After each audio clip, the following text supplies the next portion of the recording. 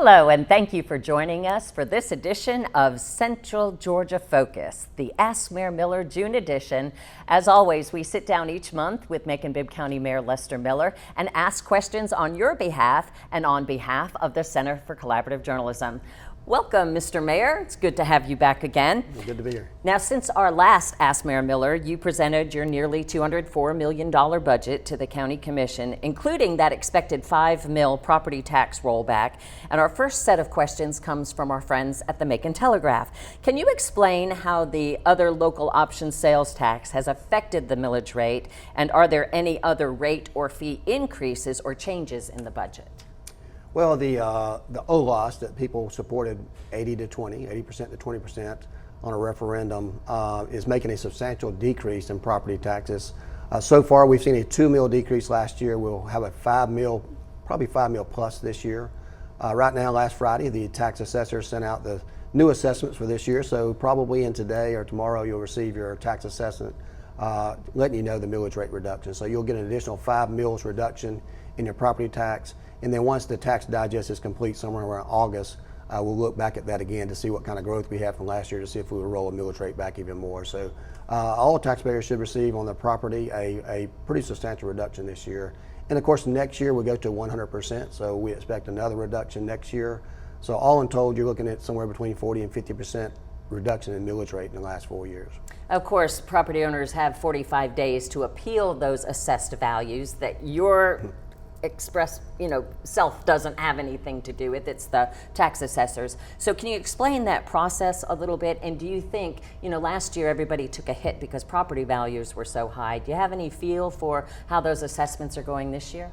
I think you're going to see a lot more leveling out now. Last year, Macon-Bibb County was in a countywide audit. So it means every property, typically they do about 1/3 of the properties per year. But last year we were required, mandated by law, to do the entire county. And of course, as you can see, housing prices have gone through the roof over the last couple of years. So when your neighbor sells their property for twice what they bought it for, it's going to affect the value of your property as well. This year I wouldn't expect much of a bump, even though things are probably leveling out. There's still some increases, I suspect. Warner Robins, on the other hand, next door neighbors to us, they're going through a countywide audit, I believe, this year. They're already indicating about a 15-20% increase in theirs, and I don't think they're rolling the millage rate back. So every county is going to be different, but we're all still in the state of Georgia. We're all still in the United States, and property values continue to climb. But certainly, even if your property is assessed more and you file an appeal and you're not successful, your taxes are still going to be cheaper than last year because of this substantial rollback that we have. What is the most highly funded aspect of your budget or department, and why is that such a priority? Well, it's very easy, the public safety. Public safety is one of those things that continue to be a large part of our budget. I think some $87 million out of the $204 million is public safety. Of that, I think about $55 million of that is just for the Sheriff's Department, mostly, and maybe 911 alone. So I think that's going to continue to be the norm. Our budget in the last 3 years has increased about $12 million for public safety. Because we said public safety is a top priority, and we're going to continue to fund that. So that's going to be one of those biggest increases that we have. Across the border, every single department that we have may have went up slightly. As you may remember, we made sure last year that we increased our minimum wage in Macon-Bibb County to $15. That's going to make every department that has employees that were making less than that amount get bumped up, and then a few of those people above them, because of compression, receive some raises as well. So you'll see those things go up a little bit, and of course just the cost of doing business goes up. So where are we with a county pay scale, and will there be kind of like a salary database for county employees once the budget is passed? Well, they done a pay scale a couple of years ago. We funded a pay scale when we got here as far as what we consider a pay scale, a pay raise. What we tried to do is increase the work at the bottom. We've increased those that were making, when I got here, some were making $11.50 an hour. All those people now make a minimum of $15, and we've been slowly moving the people up above them to make sure that you're in line with what we call compression. And of course, we did the incentive plan for all the public safety officials, so that's pretty much taking care of any pay scale that we have there. But right now, we don't know where we're going to go. I mean, we don't know what happened in the United States as far as this the debt situation that we have now, whether or not we're going to go into recession. So we're going to be very conservative this year with our finances to make sure that we are protective of the taxpayers' dollars and be able to use that most efficiently. And do you have any special projects in this budget, anything unique or interesting that you'd like to expound upon? Well, everything's special in our budget. We continue to make sure that we're taking care of the blight in our community. You know, people have talked about that. Recreation, human resources, those types of things. Human services are being funded. We're going to continue to fund pedestrian safety. That's one of the issues that we put another $500,000 back in the budget. Our beautification continues to grow and improve on that. And of course, the roads this year, we've mentioned that we're going to fund 5 times as much money as we previously did in the roads, and we expect those things to start dropping. We have an RFP out there now for people that are qualified to do potholes and things of that nature. So we get a lot of calls on potholes in the government, and of course, you know, those quick fixes don't always work out, but we have to get out there right away and do something. It makes it a little challenging, but we're going to keep funding all those things that people have asked for, and we're going to do it at a substantial level. But at the same time, we're going to make sure that we save for a rainy day. And speaking of that, do we have a rainy day fund for Macon-Bibb County? How much is in it, and when would you tap into it? Well, hopefully we'll never have to tap into it. That means we've got some issues there. I noticed recently that the school system's having to balance their budget with about $18 million between their SPLOST and their general fund. That's the situation I don't want to be in with the county. Right now, we increased, I think we have about a 60 to 80 days in our reserve right now. Before we only had about a 30 or sometimes less than that. But we changed our policy last year to increase the amount of money we have to have in our reserve, and we've got sufficient funds now for a rainy day if it happens. But right now we want to plan for the worst and hope for the best, and I think we're in a very good financial situation. And you said with the threat of a possible recession, I guess a rainy day could be a whole rainy season, right? So you want to be conservative. Oh, very much so. We don't know what's going to happen, and we're expecting at some point in time to have a recession, or at least start coming out of a recession if we're in one now, because usually they're delayed. But we want to make sure that we're prepared for that. We don't want to overspend. We may come back and amend this budget, as we always do, about midway point, once we know how much money is coming in. I mentioned last time we were here that the state of Georgia has already seen a decrease in their sales tax for this year, but Macon-Bibb County continues to grow. We're ahead of where we were last year, and that's a good sign for the tourism and all the things that we're doing in our community. And of course, the budget hearing will be June 6th at 5 o'clock at City Hall. And then the County Commission is expected to pass the budget June 20th. Is that the process? Certainly we'll have a vote on the 20th. We hope that it passed. I think we've had some pretty good input from our commissioners. Always there are going to be some questions that we'll have to answer between now and then, but the community can be heard if they think that the 5 millage rate is something they don't want. Of course, I don't expect anyone to contest that. And I think we continue to put the money where it's supposed to go. And then on the 20th, we'll take a vote, and hopefully it'll pass at that time. All right. Well, you know, we've officially kicked off the summer season. So when we come back, we'll be talking about fun in the sun in Macon-Bibb County. So stay tuned.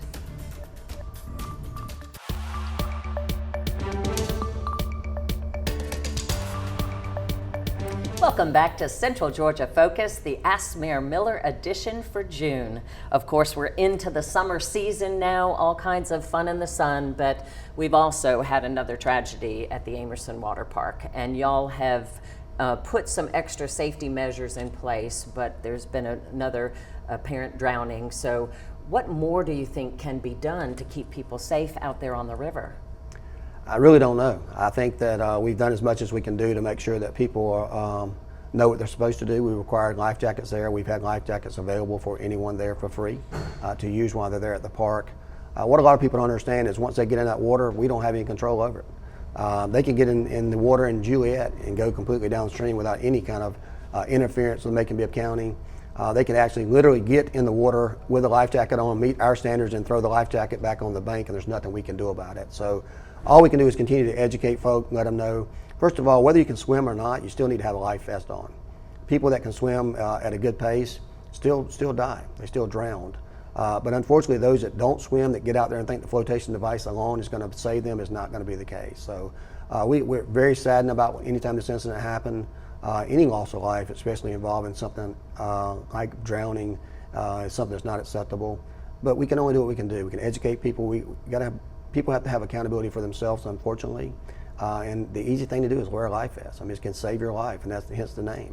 And there's a hidden danger kind of down there in the waters. There's a lot of kind of underbrush and things that people could get trapped under. It's not just whether you can swim or not swim. You could also get into a very serious situation. And I think as more people are using the river, it just seems like there needs to be a greater awareness somehow, but I don't know how you do that. Signs are posted now, right? And warning people about signs all are of that. posted. The other problem you have is that some, depending on the time of the year and how much rain we've had, you can get and walk, and maybe you're in 3 or 4 feet and you're comfortable, you're 6 feet tall and you can walk through it, so you think it's all like that. Then you get in a section that may be 20 feet or 15, so necessarily you can't touch bottom, and then you get some currents as well, and it kind of takes you under. Usually we have those situations where someone's walking on the rocks and they fall. This last particular situation, I think they were on an inner tube and fell off the inner tube and couldn't swim. So unfortunately, it's one of those things that we have to continue to kind of stress to get out there, but it's no fault of anyone. We still got to be accountable for our own actions.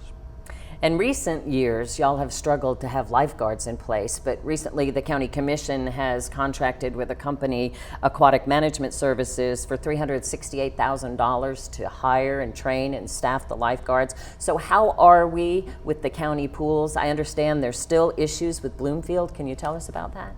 Yeah, in any situation that you have, you're always going to have challenges when you have, projects and facilities that you have to maintain and upkeep. Most of the pools this year are working. Hopefully Bloomfield will get back up as well. Bloomfield had some leaks, some problems there with leaks, and they were working on doing that in the off season. Unbeknownst to Macon-Bibb County, they had a pump that went out. It's not just like you can go to the store and buy a pump and fix all the leaks in a short period of time. So as soon as we became noticed of it, we began to work on that process. So hopefully we're going to do that. But even those folks there at Bloomfield, unfortunately, they don't have a place close by they can go to. They can schedule a ride and go to one of the other pools free of charge. As far as the transportation, our staff is going to take care of those kids at those pools. They did so this last week. I think they can take up to 20 at a time. So we want to make sure they still have an opportunity. We want people to get out and enjoy the pools as much as possible. Not every part of our community has pools. There's not a recreation center in Lizella. Those kids don't have a pool to go to there as far as Bibb County recreation is concerned. But they still get through the summer each and every year. So something that really we're going to continue to work on. Every year that seems to be some type of issue with the facilities, but when you go years and years and years, you don't have the maintenance that you should. It's hard playing catch up. In the last couple of years since we've arrived, we're playing catch up a lot on our facilities, and we're going to continue to try to get better. And when did you find out about that pump going out there at Bloomfield? I was only made aware of it in the last few months, and we immediately started looking at those things. You got to keep in mind, we've done a lot of work over at Gilead. Spent a lot of time, money over there. We've had some issues with vandalism over there and things that's been damaged as well. But, we want kids to have a good time at the pool, but we also know that there's steps that you have to take to make sure it's safe. And of course, at this time, at the time we started looking at the pump, we didn't realize that we were going to have this lifeguard contract at the same time. So we're already challenged in that issue there. But we're going to continue to do what makes, make it right for the people in that area there. And certainly we want them to know that we're working hard daily to try to take care of those situations. But sometimes things break. And in the environment that we have now with supply and demand, we've got products that have been waiting on for a while to come in, and sometimes it's just not there. Now, what is the status of the Sandy Beach Water Park, too? I know the company that has been running it has gone out of business, or at least at that site. What is the status? There's no status right now. Basically, we're reevaluating what it would cost to repair that. The county inherited that by default. It wasn't like we went out and purchased that. It wasn't like it's a county-started project. I know there's people on both sides of the spectrum. People complain about why you having a water park out there, but the moment it breaks, everybody supposedly went there all the time. So we're looking at some other things we can do out there. There's some other, I think, types of recreational activities that can go in that place, maybe maintain part of it. But quite honestly, if you don't do things right and you don't know how to run a place like that, you shouldn't take on an operation. So unfortunately, the previous owner there of the park couldn't make it work. The people that came in and leased it couldn't make it work. So right now we're kind of reevaluating to make sure we do what's right by the people. The last time we talked, you couldn't really elaborate much on your plans that you might have for Lake Tobosoffke, but can you generally lay out your vision for that property that the county owns? Well, we still can't. There's a couple of parks that, like Arrowhead, we're looking at doing some improvements over there. We continue to kind of try to monitor that. Need some more sand over there, some more camping sites. There's another part in the back there we're trying to determine what use is going to do there. We're going to continue to try to work on making sure the dam is taken care of and protective and clean up the area there. I think there's going to be some expansion there in the near future, but that's something we have to look at once all of our splash projects are completed. So we'll take a look at that probably the end of next year to see what's going to happen there. you know, I can see a lot of things happening there, but right now we want to basically just kind of take a wait and see approach on there. Led me into the next question, because SPLOST collections are running ahead of schedule. I know you're probably already making a mental list, if not one on your desk, 18 things maybe that you have that might come up for another SPLOST proposal. So anything that you can share about what you might be thinking about at this point? Well, we're going to continue to do things like building fire stations and things of that nature. At some point in time, the conversation is going to have to be had about Sheriff's Department, where they're going to build a new jail. Our convention center over at Centerplex is getting outdated, in my opinion. Roads is going to be a big issue. I'm going to ask for probably some $40–50 million in the next SPLOST for roads, but I think we're making a good impact now on our normal plan. We're going to get those 4 and 5s caught up, but we need to make a substantial statement. And so we're going to look at trying to put some significant funds into a roads program if the people choose to do that. We're going to get input. We're going to continue to do things like recreation and make sure that we maintain those facilities. And we're going to increase tourism as well. So those are just some things on my wish list. The whole entire commission and the whole community actually will play a part in that. So we'll have some conversations with them to see what they want.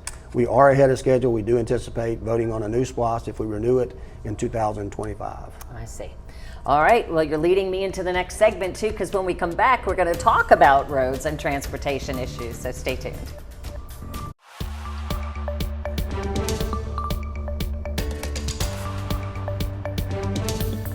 Thank you for staying with us for this Ask Mayor Miller edition of Central Georgia Focus. Now, Mayor, we were talking a little bit about roads at the end of the last block, but you know, we're marking the 6th year anniversary of the groundbreaking for the I-16, I-75 interchange project coming up later this month. So when do you see that project finishing? Well, that's a big question. I'm not sure when it's going to finish. I know that there's stages of it that'll be done in the next 2 years, so I expect around 2026, the majority will be done in what you generally call the interchange there. There's still some additional phases that go out in both directions that'll probably continue to 2028. And then you'll start looking at Bass Road in that area, and of course Forest Hill Road in that area as well. So there's other big projects in the work. But that's a 10-year project at the minimum from start to finish.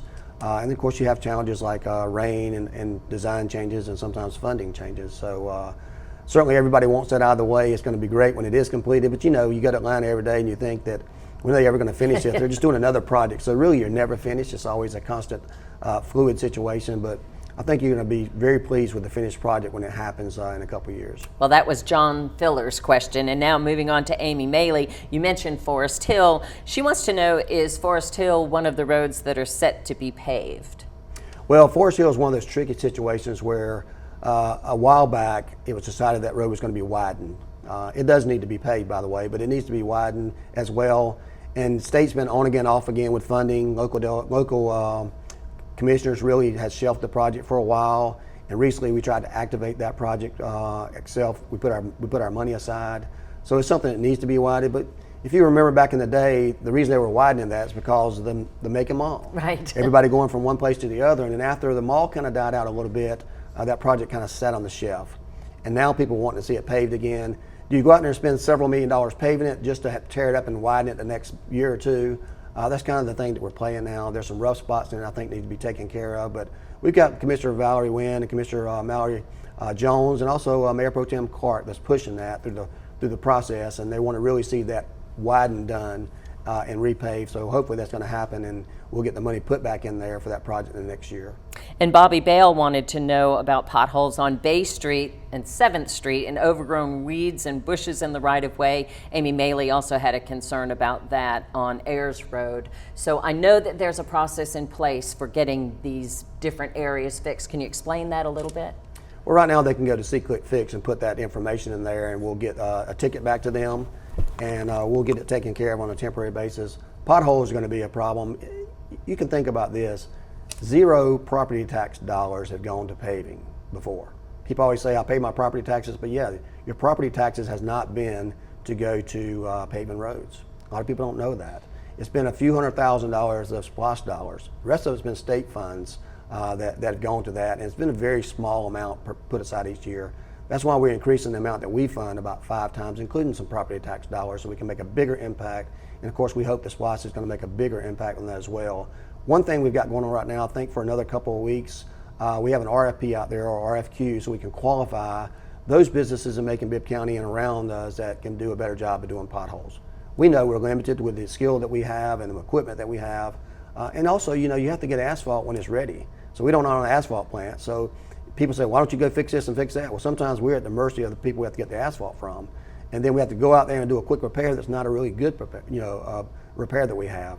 So right now we got an RFP out there. We're going to qualify a bunch of folks, put money in the budget, and that way when we need a good job done, there's a substantial area, they can go out there and cut part of the whole road and do a good level job there instead of this little patching here and patching there. So I think you'll start seeing some improvements, not as soon as everybody would like for them to happen, including myself, but I think we're well on the way to getting that problem taken care of. But it takes time, and now it's the time to do it, and we got the money to do it, so you're going to see some changes.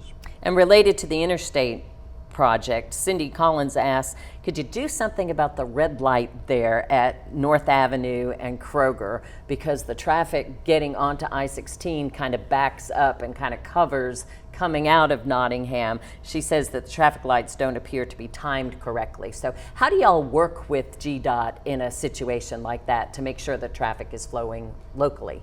Well, they test that all the time, and actually Nigel Ford with our traffic engineer does a lot of that as well. So they can contact them if there's an issue there. They go out there and time it on a regular basis and make those changes, but sometimes you just have too much traffic there. You have so much traffic to get it done, no matter how quickly you can get those things changed, it really can't be done. So I would say reach out to our traffic engineer, Nigel Ford, have them do an engineer study on there to see if the timings work. Sometimes they have to change those a little bit, so it's something that we do on a regular basis. And of course the QT Quick Trip is expected to go in there. There's taken a little bit of time though. I'm not sure what the status of that project is. I know P&Z hasn't heard anything lately. I don't know if you have about what's going to happen with that whole like 5 points area.